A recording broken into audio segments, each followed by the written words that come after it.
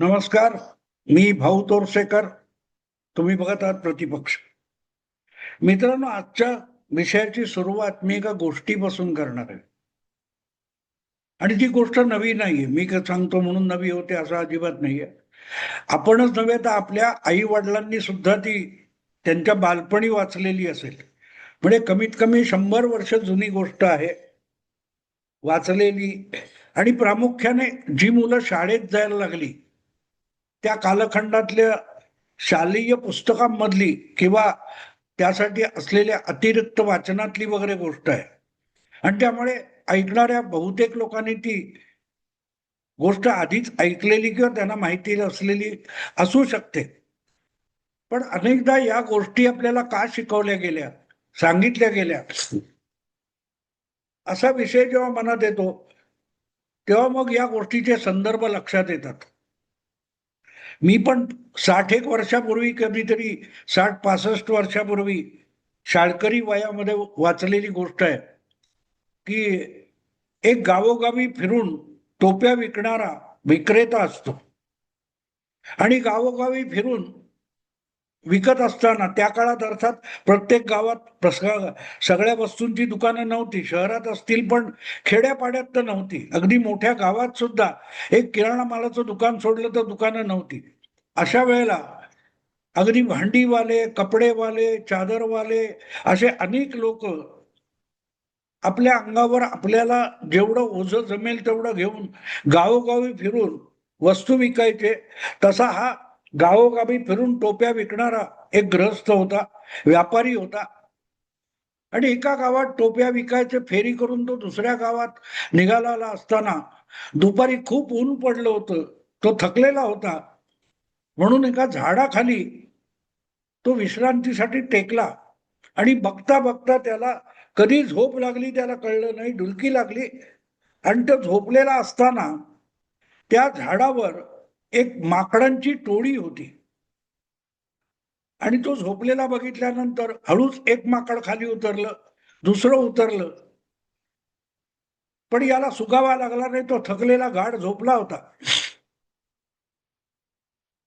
त्यांनी त्याची जी पोतडी होती किंवा बॅग वगैरे काय असेल, बॉक्स होता, खोका, तो उघडला तर त्याच्यामध्ये त्या विकायला आणलेल्या टोप्या होत्या.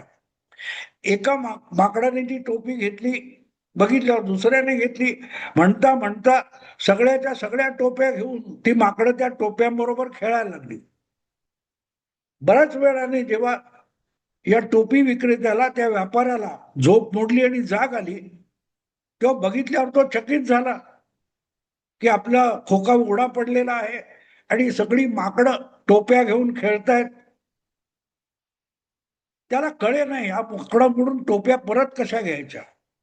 तो ओरडाआरडा करायला लागला, दगड मारायला लागला, टिवल्या बावल्या करायला लागला. पण माकडं टोप्या फेकायला तयार नव्हती, परत द्यायला तयार नव्हती. आणि त्यामुळे तो हैराण झाला होता काय करावं. पण त्याच्या एक गोष्ट निरीक्षणातून लक्षात आली की आपण जे जे करतोय ती प्रत्येक गोष्ट, तसे हावभाव, तशी हालचाल ही माकडं करतात.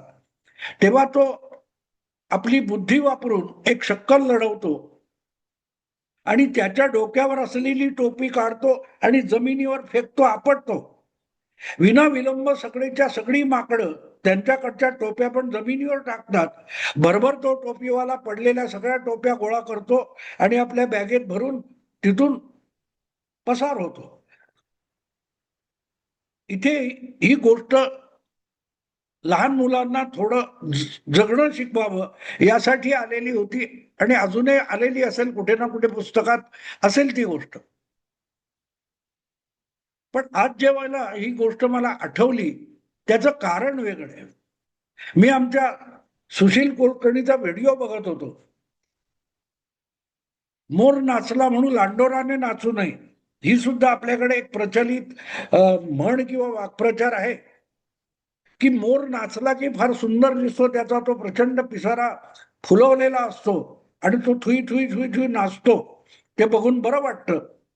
पण मोर नाचला म्हणून आपणही त्या वंशातले आहोत म्हणून मोराची मादी असलेली जी लांडोर असते त्या लांडोरीला पिसारा नसतो. आणि तिची जी काय तोकडी तोकडी पिसं वगैरे असतात, छोटासा पिसारा तो फुलवून लांडोर नाचायला लागली तर ती मनोरम दिसत नाही, पण तिचं ढुंगण आणि अब्रू उघडी पडते. आणि म्हणून आपल्याकडे एक वाक्प्रचार आहे, मोर नाचला म्हणून लांडोराने नाचू नये, अब्रू उघडी पडते. आणि त्या आधारावरच सुशील कुलकर्णीने हा व्हिडिओ बनवलाय. आणि त्यांनी महाराष्ट्रातले एक महान नेते,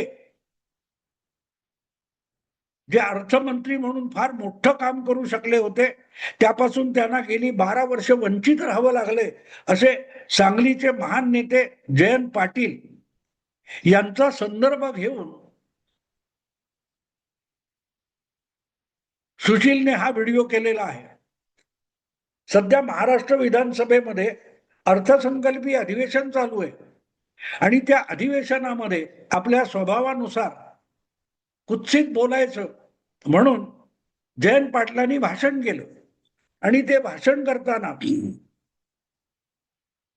त्यांनी सत्तेत बसलेले जे पक्ष आहेत, भाजप, अजितदादा काँग्रेस, राष्ट्रवादी आणि एकनाथ शिंदेची शिवसेना, या 3 पक्षांच्या मंत्र्यांच्या वाट्याला आलेला जो अर्थसंकल्पातला निधी आहे, त्याचं वाटप कसं झालंय त्याचे आकडे सांगून कुत्सितपणे भाजपने सगळ्याच्या सगळं लुटून नेलं. 57, 58, 59% निधी हा भाजपचे मंत्री आहेत त्यांच्या वाट्याला गेलाय.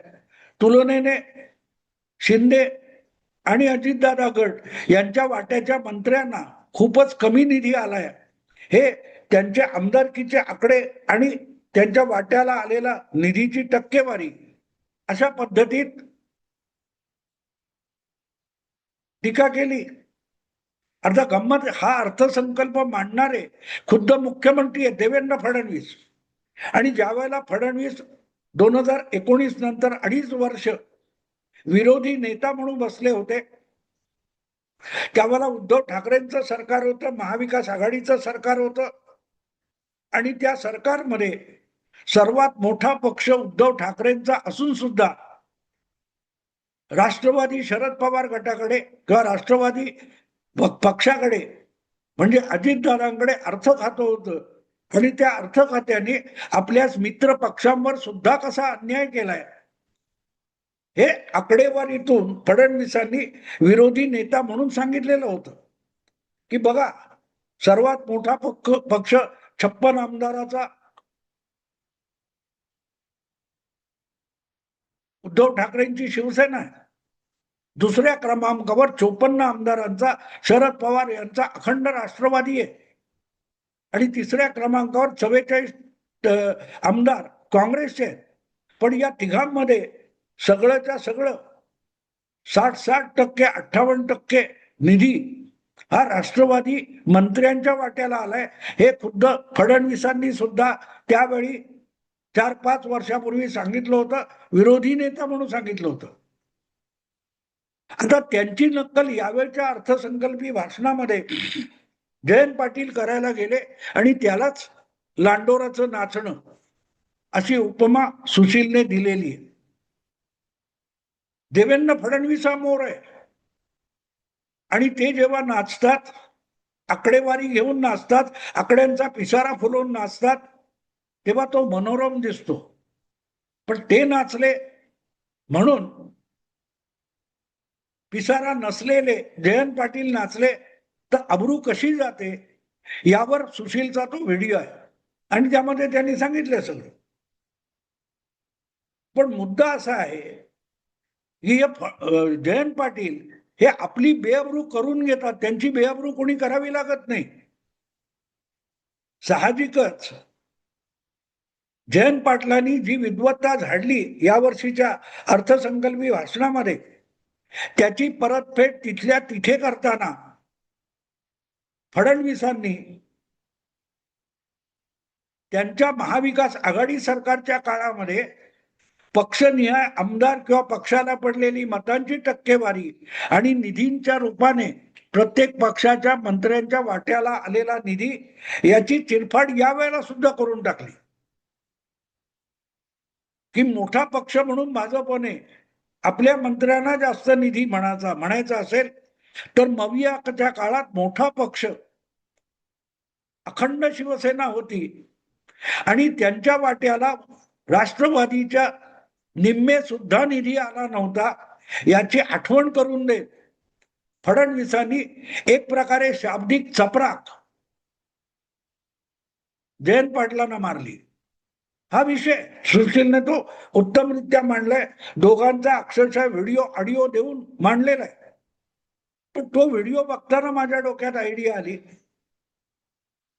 की जयंत पाटील यांचं व्यक्तिमत्व लक्षात घेण्यासारखं आहे. त्यांचा कोणी अपमान करायला लागत नाही, त्यांना अपमानित होण्याचा छंद आहे. कुठेही जातील तिथे आपण अपमानित कसं होऊ यासाठी जयंत पाटील स्वतःचाच करेक्ट कार्यक्रम करत असतात. करेक्ट कार्यक्रमात त्यांचाच आवडता शब्द आहे, याचा करेक्ट कार्यक्रम केला, त्याचा करेक्ट कार्यक्रम केला. पण नित्यनेमाने करेक्ट कार्यक्रम ज्याचा होतो त्या व्यक्तीचं नाव सुद्धा जयंत पाटीलच आहे. मला आठवतं ज्यावेळेला ते सुशांत सिंग राजपूत आणि प्रकरण निघालं, किंवा तुमचा मुंबईचे माजी पोलीस आयुक्त परमबीर सिंग यांनी 4 पानी पत्र लिहून गृहमंत्री असलेल्या अनिल देशमुख यांना पार वस्त्रहरण करून नागडं केलेलं होतं आणि तारांबळ उडालेली होती. अशा वेळेला प्रदेश अध्यक्ष राष्ट्रवादीचे जयंत पाटील होते आणि एका पत्रकाराने जयंत पाटलांना प्रश्न विचारला, मग अनिल देशमुख राजीनामा देणार का? जयंत पाटील ताबडतोब चपलीची माळ गळ्यात घालायला त्यांनी मान पुढे केली. छे, अनिल देशमुख फारच उत्तम कार्य करत आहेत, त्यांनी राजीनामा देण्याचा काही प्रश्नच येत नाही, वगैरे वगैरे. आणि 24 तासाच्या आत अनिल देशमुख यांना आपल्या गृहमंत्री पदाचा राजीनामा द्यावा लागला. विषय तेवढ्यावर संपला नाही, ईडीचा ससेमिरा मागे लागला. तर एखाद्या डेंजरस आरोपी गुन्हेगारासारखं अनिल देशमुख यांना 2 महिने तोंड काळं करून लपून बसावं लागलं होतं. कालपर्यंत महाराष्ट्राचा जो गृहमंत्री होता तो परदेशात पळून गेला की काय अशा बातम्या येण्यापर्यंत विषय गेलेला होता. त्या विषयात मौन धारण केलं असतं जयंत पाटलांनी तरी चाललं असतं. पण पदोपदी असे अनेक प्रसंग सांगता येतील की कुत्सितपणे मोडण्याच्या नादामध्ये जयंत पाटील स्वतःचा अपमान करून घेत असतात. आता तुम्ही म्हणाल की मी सुरुवातीला सांगितलेल्या गोष्टीचा काय संबंध आहे? तर तो संबंध असा आहे की त्या गोष्टीतला जो टोपीवाला होता आणि ती माकडांची टोळी होती, त्यांच्या परस्पर व्यवहारातून काय शिकायचं असतं तेवढं न शिकलेला माणूस या अख्ख्या जगातला कोण असेल तर त्याचं नाव सुद्धा जयंत पाटील आहे. कारण ती माकडं आपण जे जे करतोय त्याची नक्कल करतायत. आपण केलं की तसंच्या तसं करतात. यातून तो टोपीवाला एक गोष्ट शिकला होता की आपल्याला त्यांनी पळवलेल्या टोप्या परत पाहिजे आहेत, म्हणून आपण आपल्या डोक्यावरची टोपी काढून जमिनीवर आपटायची की ते जमिनीवर टोप्या टाकतील. हा शहाणपणा त्या गोष्टीतला टोपीवाला शिकला. पण आज सुशीलचा हा विषय बघितल्यानंतर मला ती गोष्ट आठवण्याचं कारण असं की या अशा गोष्टीतून जयंत पाटील जर चुकीचा बोध घेत असते आणि त्या गोष्टीमध्ये टोपीच्या जागी चड्डी किंवा पायजमा हे उदाहरण असतं तर जयंत पाटीलांनी त्याचं अनुकरण नक्की केलं असतं. आपले पूर्वज शहाणे आहेत म्हणून त्यांनी अशी गोष्ट तयार करताना टोपी हे उदाहरण वापरलं. कारण भविष्य काळामध्ये जयंत पाटलांसारखा कुत्सित माणूस अतिबुद्धी वापरून आपलीच बेअब्रू करून घ्यायला उतावळा झालेला असतो. त्याच्या बेअब्रूसाठी आपली गोष्ट कारणीभूत ठरू नये म्हणून त्यांनी त्या गोष्टीमध्ये टोपी हा पदार्थ वापरला, टोपी ही वस्तू वापरली. समजा त्या गोष्टीमध्ये त्यांनी म्हटलं असं की तो चड्ड्या विकणारा किंवा पायजमा विकणारा विक्रेता होता आणि गावोगावी फिरून चड्डी किंवा पायजामे विकायचा आणि एकदा तो झोपला असताना सगळ्या माकडांनी टोळीचे झाडावरच्या माकडांच्या टोळीने त्याच्या चड्ड्या आणि पायजामे पळवले. मग ते पायजामे पळत मिळवण्यासाठी त्या विक्रेत्याने आपला पायजामा आणि आपली चड्डीच काढून जमिनीवर आपटली. अशी जर गोष्ट असती आणि चुकून जयंत पाटलांनी ती वाचली असती बालपणी, तर जागोजागी जयंत पाटील हे खरोखरच चड्डी काढून फिरले असते. कारण त्यांच्या रोजच्या वागण्यातून स्वतःला अपमानित करून येणं, स्वतःची बेअब्रू करणं, यासाठीची त्यांची हौस लपत नाही. आणि म्हणून मला असं वाटतं की आपण जी गोष्ट टोपीवाल्याची वाचली ती कदाचित जयंत पाटलांनी वाचलेल्या गोष्टीमध्ये पायजामा किंवा टोपी असावी अशी मला दाट शंका आहे. जमलं तर कुठल्याही पत्रकाराने जयंत पाटलांना हा प्रश्न विचारावा, तुम्ही बालपणी ही गोष्ट वाचली होती का? त्या गोष्टीमध्ये टोपीवालाच होता की पायजामे आणि चड्डी विकणारा होता, हा प्रश्न जरूर विचारावा असं पत्रकारांना, कॅमेरे घेऊन फिरणाऱ्यांना आवाहन करून मी माझा विषय संपवतो. आवडलं लाईक करा, शेअर करा आणि प्रतिपक्षाला सबस्क्राईब करा. नमस्कार.